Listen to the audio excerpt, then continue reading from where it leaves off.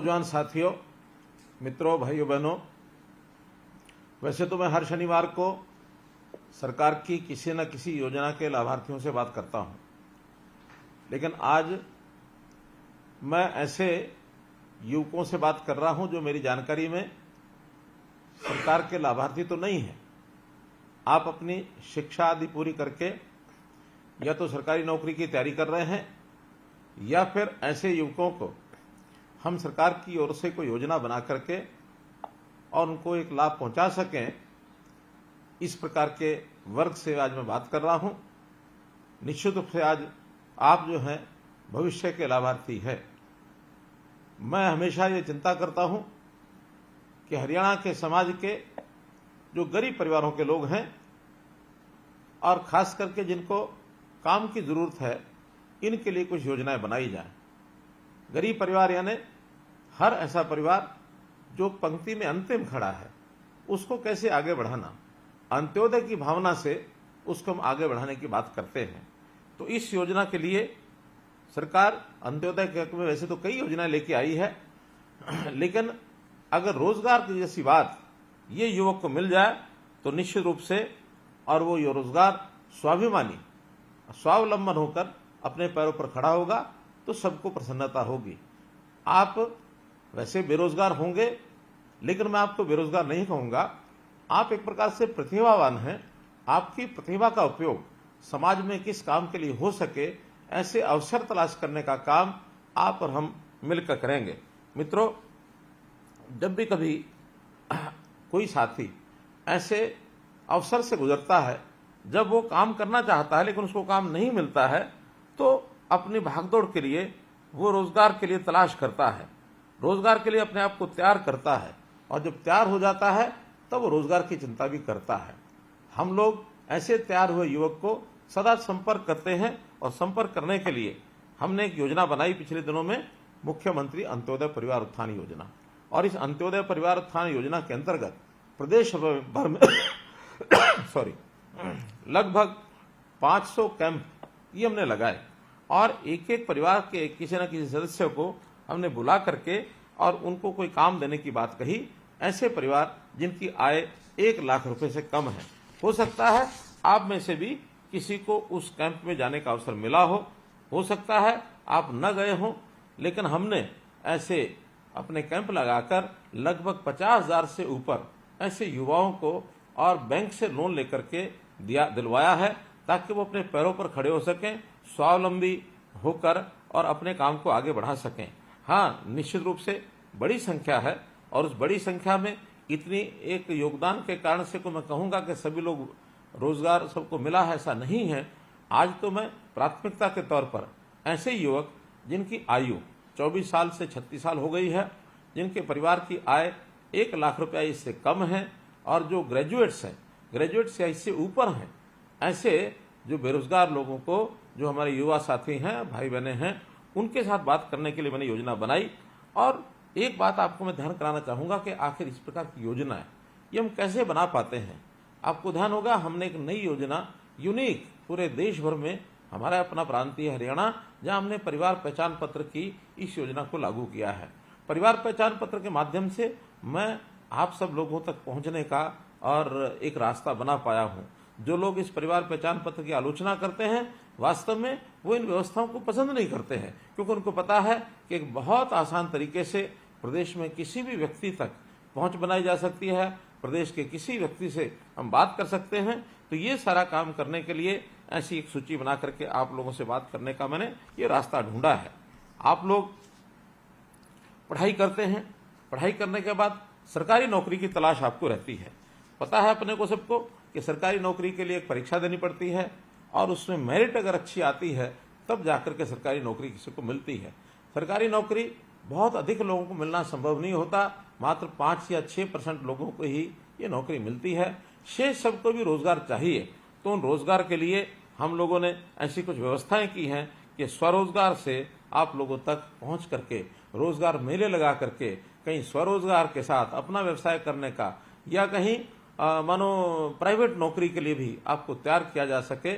और बहुत ऐसे लोग भी हैं जो अपनी तैयारी करके और सरकारी नौकरी में जाना चाहते हैं, लेकिन उनको वर्षों लग जाते हैं, किसी को 2 वर्ष, किसी को 3 वर्ष। तो ये जो इंटरिम बीच का समय है, इस बीच के समय में भी कोई खाली न रहे, तो इसके लिए कई हमने व्यवस्थाएं बनाई हैं।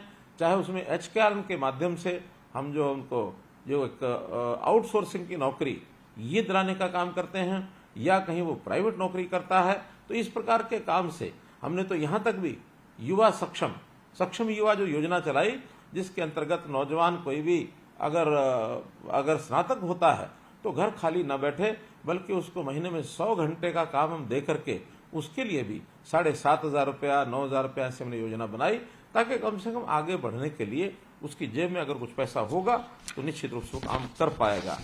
इस रोजगार मेलों के अंदर सरकारी विभागों की बहुत सी योजनाएं होती हैं। हमने उनको वहां भेज करके 17 विभाग ऐसे थे जिन्होंने ऐसे सब युवाओं की काउंसलिंग की, और उन मेलों में उन्होंने जाकर के पुरानी जो कुछ कंपनियां ऐसी हैं, कुछ उद्योग ऐसे हैं जिनको बुला करके काम देने की भी बात की है।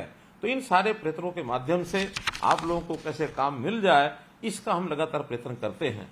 मित्रों, पिछले 9 वर्ष में बहुत से उद्योग लगे हैं, बहुत से रोजगार लगे हैं। मुझे तो इस बात की प्रसन्नता है कि हम जितने प्रयत्न करते हैं उसका बहुत लाभ हो रहा है। हमने अभी पिछले दिनों के अंदर जो 1889 रोजगार मेले लगाए, जिसके अंदर 1 लाख से ऊपर ऐसे नौजवानों को निजी क्षेत्रों में उनको रोजगार के साथ जोड़ा है।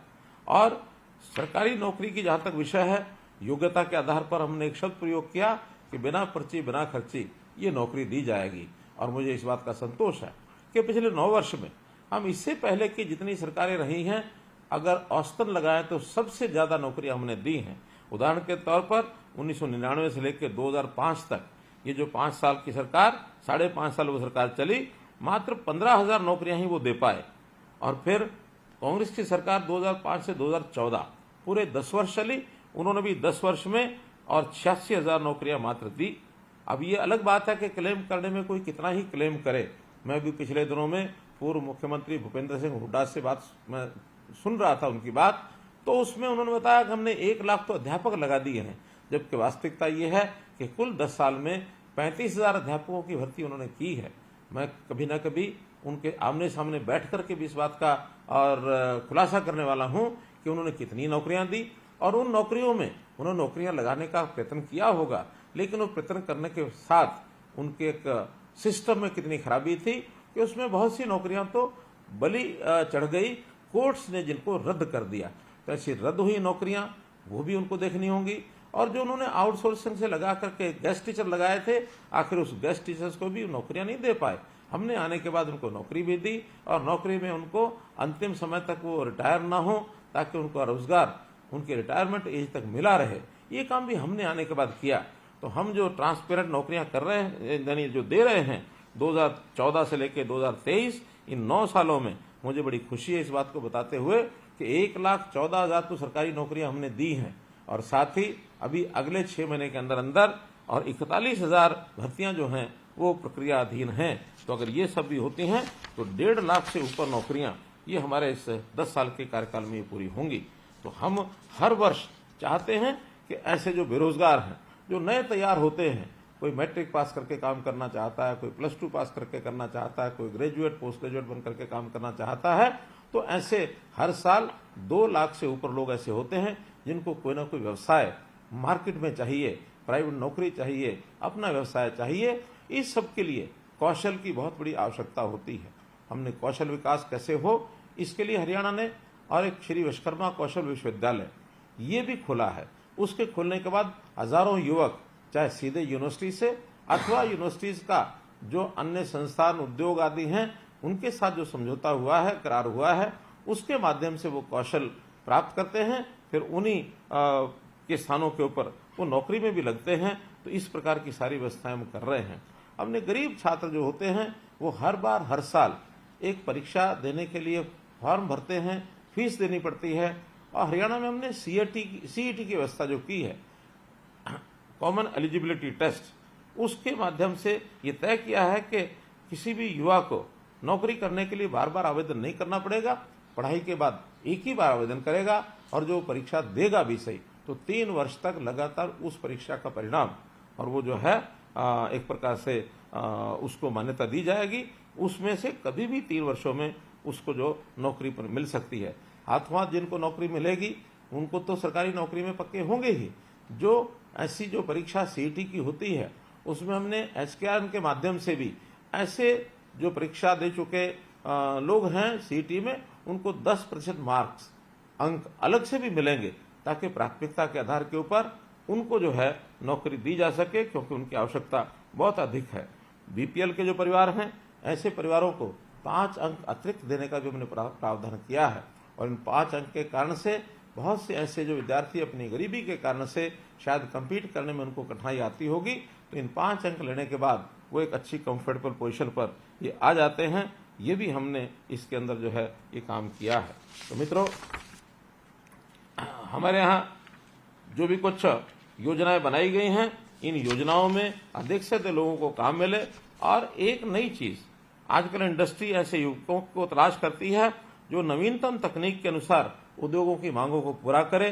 तो इस प्रकार कुछ युवा ऐसी पढ़ाई करने के बाद उनको अप्रेंटिसशिप, इस एक योजना का भी लाभ हम दिलाते हैं। हर प्रदेश में अप्रेंटिसशिप प्रशिक्षण, इस पर विशेष ध्यान हमने दिया है। तो जो प्रति लाख जनसंख्या के आधार पर पूरे देश में ऐसे अप्रेंटिस की संख्या हम गिने तो हरियाणा राज्य देश में प्रथम स्थान पर आया है, जो अप्रेंटिस के माध्यम से उनको जो है नौकरियां मिलती हैं। तो ऐसे ही बहुत लोग विदेश में भी जाने की इच्छा रखते हैं। अभी तक कुछ ऐसे जालसाज लोग जो उनको फर्जी तरीके से विदेश भेजते हैं, वहां काम भी नहीं मिलता है, बल्कि उनसे पैसा वो ऐंठ लेते हैं और वो बाद में परेशानी परिवार वालों को भी होती है, उनको भी होती है।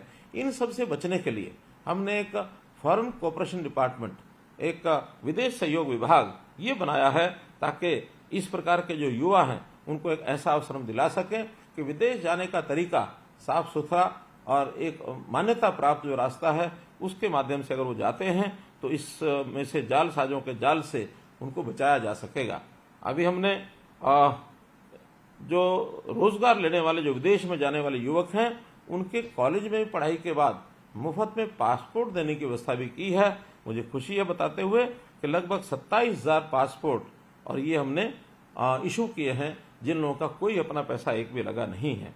हरियाणा में हमारा जो पुराने जो इस प्रकार के दस्तकार लोग हैं, ऐसे दस्तकार लोगों को हमने कहा कि नए युवकों को सिखाने का आप काम करें।